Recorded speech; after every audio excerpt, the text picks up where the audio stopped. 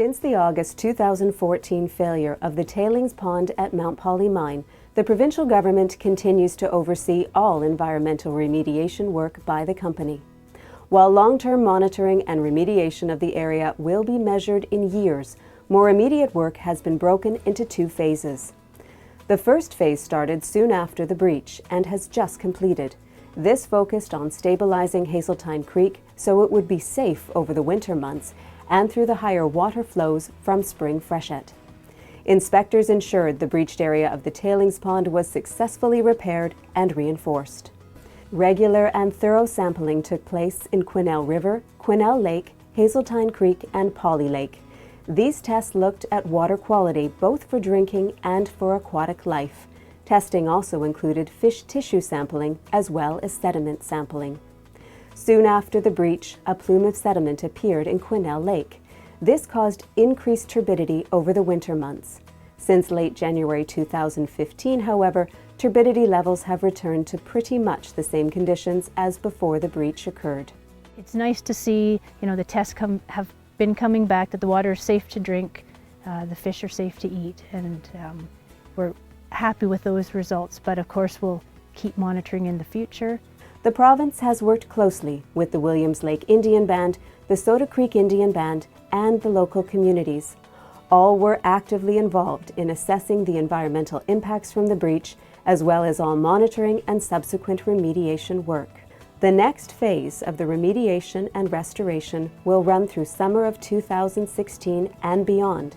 It will focus on repairing impacts of the breach, with area First Nations and local communities actively participating. The company has been working hard to restore Hazeltine Creek.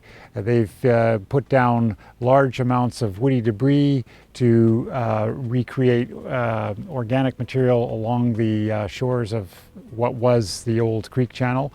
They've placed rock throughout the full length of the creek from Polley Lake to Quesnel Lake, and they have been working to pull back erodible material and recreate a contoured channel that can eventually return to a stable and more natural state.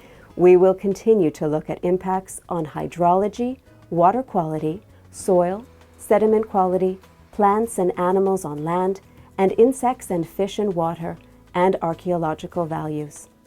With this information, our understanding of the overall environmental impacts of the breach will continue to grow and will be used to direct remediation and restoration activities.